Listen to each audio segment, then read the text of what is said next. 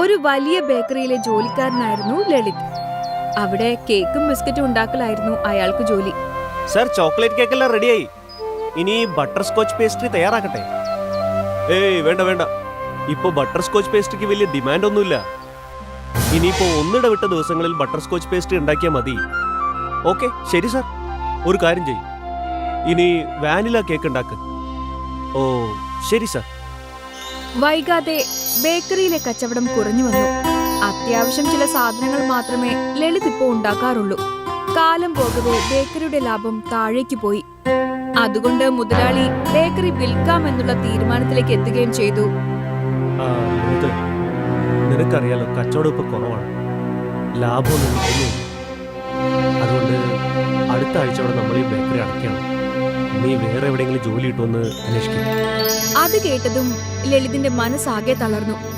എത്ര കഷ്ടപ്പെട്ട് നേടിയ ജോലിയായിരുന്നു, ഇപ്പോഴാണെങ്കിൽ അത് നഷ്ടപ്പെടാനും പോകുന്നു. അന്നേ ദിവസം ലളിത് വളരെയധികം നിരാശനായിട്ട് വീട്ടിലെത്തി. എന്തുണ്ടായി? എന്താ ആകെ വിഷമിച്ചിരിക്കുന്നത്? ഒന്നുമില്ലടി, എത്ര കഷ്ടപ്പെട്ടിട്ടായിരുന്നു ഈ ജോലി കിട്ടിയത്, ഇപ്പൊ അതും പോവുകയാണ്. അതെങ്ങനെ? ബേക്കറിയിലെ കച്ചവടമൊക്കെ കുറഞ്ഞിരിക്കുക. അതുകൊണ്ട് മുതലാളി ബേക്കറി നിർത്താൻ തീരുമാനിച്ചു. ഈ ആഴ്ച കൂടിയേ കച്ചവടം ഉണ്ടാവുള്ളൂ.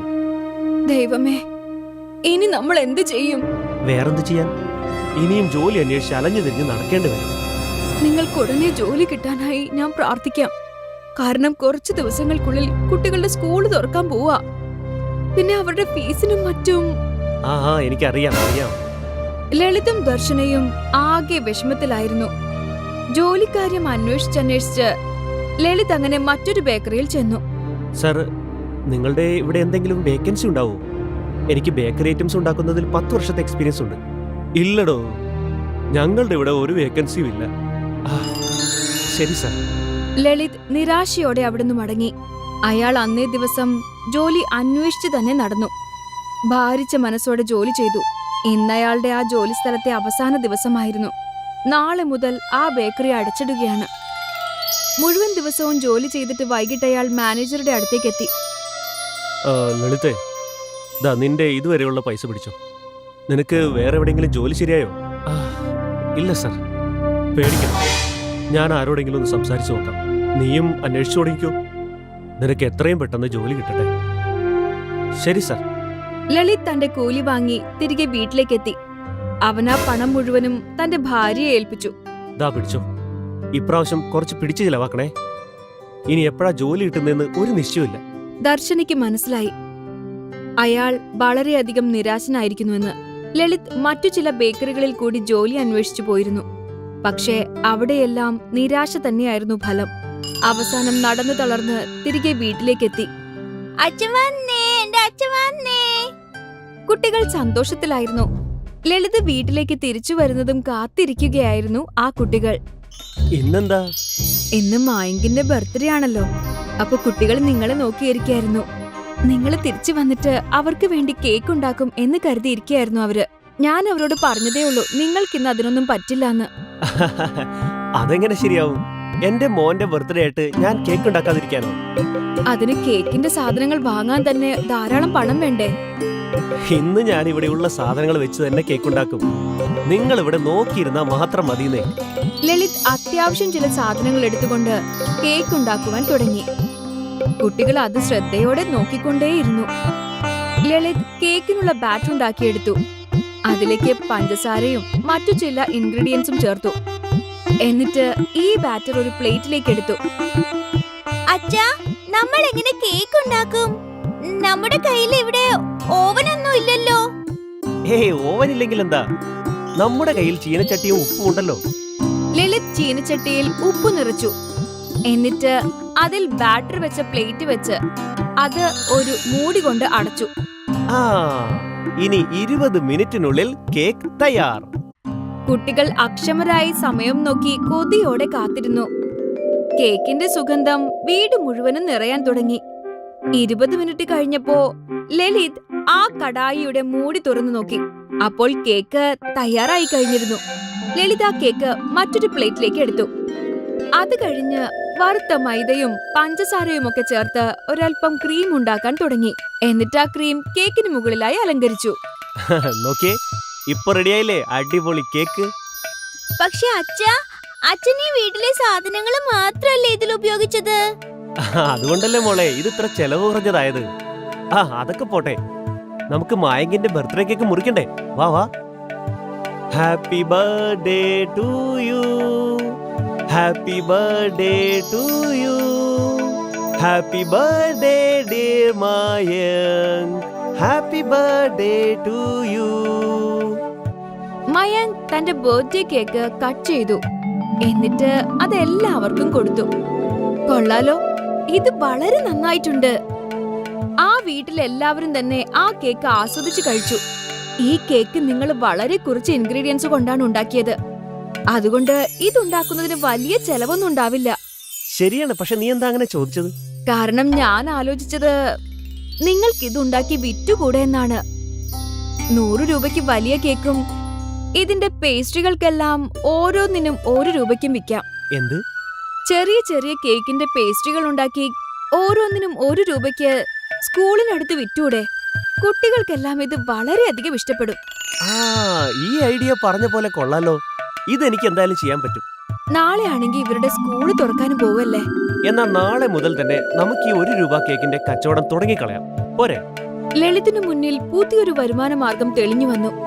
അടുത്ത ദിവസം രാവിലെ തന്നെ ചീനച്ചട്ടി ഉപയോഗിച്ചുകൊണ്ട് ലളിത് കേക്ക് ഉണ്ടാക്കാൻ തുടങ്ങി. എന്നിട്ട് അത് ചെറിയ ചെറിയ ഭാഗങ്ങളാക്കി മുറിച്ച് ആ കഷ്ണങ്ങൾ വലിയൊരു പെട്ടിയിലേക്ക് നിറച്ചു വെച്ചു. ഈ പെട്ടിയുമായിട്ട് അയാൾ സ്കൂളിനടുത്തേക്ക് പോയി. വാ മക്കളെ, വാ, വന്ന് കഴിക്ക്. 1 രൂപ കേക്ക്, 1 രൂപ കേക്ക്, വെറും 1 രൂപ കേക്ക്. വരൂ വരൂ. 1 രൂപയുടെ കേക്ക് എന്ന് കേട്ടതോടെ കുട്ടികൾ എല്ലാവരും ഓടിക്കൂടാൻ തുടങ്ങി. ഒരു കേക്ക് തരൂ അങ്കിൾ. എനിക്കും വേണം. കുട്ടികൾ ഓരോരുത്തരായി പണം കൊടുത്ത് കേക്ക് വാങ്ങി കഴിച്ചു. കുറച്ചു സമയം കൊണ്ട് തന്നെ കേക്കുകൾ മുഴുവനും വിറ്റുതീർന്നു. ലളിത് അന്ന് നല്ല വരുമാനമുണ്ടാക്കി. അവൻ സന്തുഷ്ടനായിരുന്നു. അടുത്ത ദിവസം അവൻ കൂടുതൽ കേക്ക് ഉണ്ടാക്കി. ആ കേക്കുകളും ചൂടപ്പം പോലെ വിറ്റുപോയി. അങ്ങനെ ആ പ്രവൃത്തി തുടർന്നുകൊണ്ടേയിരുന്നു. താമസിയാതെ ലളിത് സ്വന്തമായൊരു ബേക്കറി തുറന്നു. അവന്റെ 1 രൂപ കേക്ക് അവന്റെ ജീവിതത്തിന് പുതിയൊരു അർത്ഥം ഉണ്ടാക്കി കൊടുത്തു. ഒരിക്കൽ ജോലിക്കായി അലഞ്ഞു നടന്നവനാണ് ഇന്ന് അവന്റെ ബേക്കറിയിൽ മറ്റുള്ളവർക്ക് ജോലി കൊടുക്കുന്നു. ഇതെല്ലാം തന്നെ ആ 1 രൂപ കേക്കിൽ നിന്നുമായിരുന്നു തുടങ്ങിയത്. 1 രൂപ കേക്ക് ലളിതിന്റെ ജീവിതത്തിന്റെ വിജയമായിരുന്നു.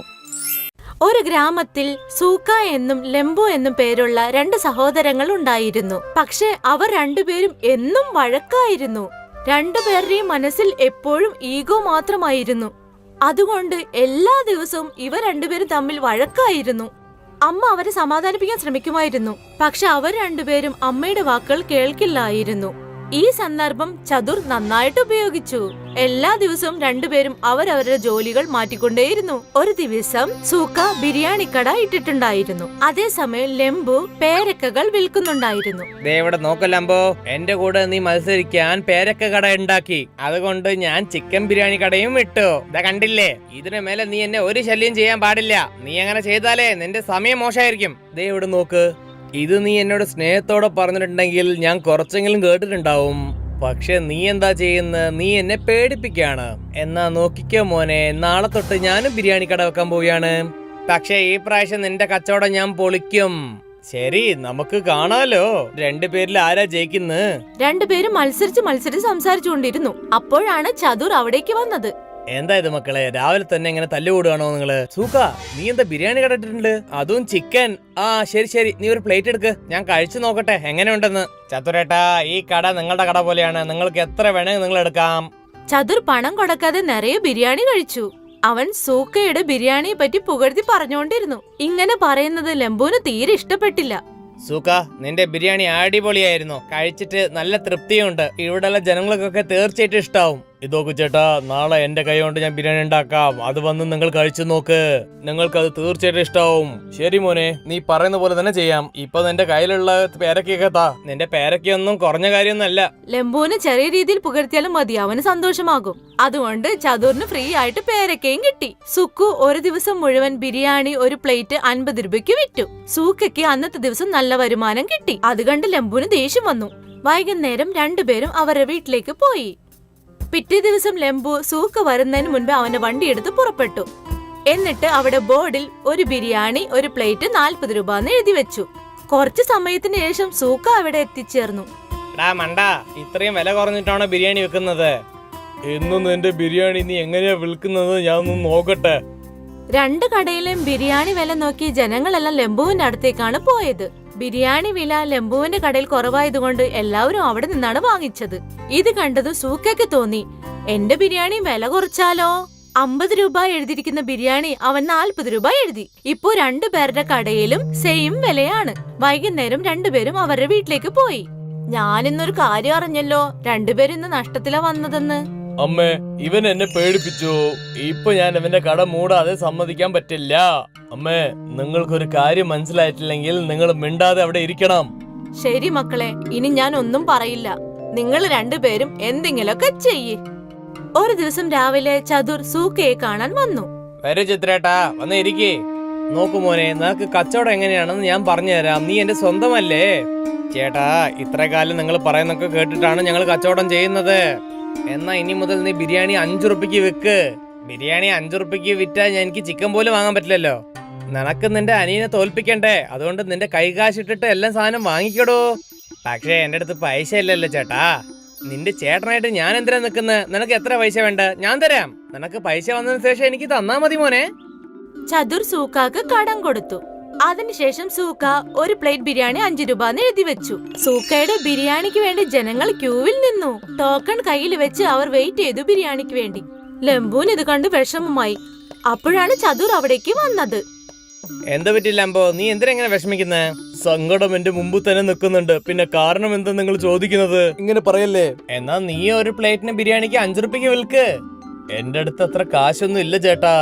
ഈ സൂക്കൊക്കെ എങ്ങനെയാണ് കാശ് കിട്ടിയെന്ന് എനിക്ക് മനസ്സിലാവുന്നില്ല.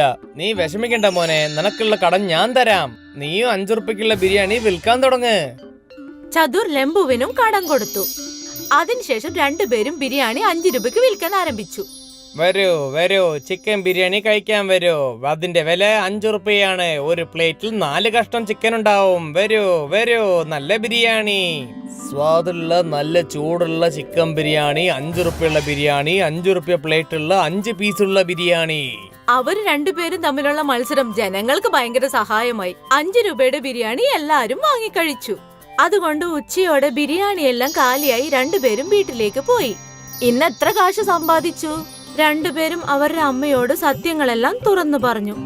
ശരി, നിങ്ങൾക്ക് രണ്ടുപേർക്കും പണം തന്നത് ചതുറാണോ? രണ്ടുപേരും ഒന്ന് മനസ്സിലാക്കിക്കോ, ചതുർ എന്താണ് ചെയ്തതെന്ന്. അമ്മേ, ഞങ്ങളോട് ക്ഷമിക്കണം അമ്മേ.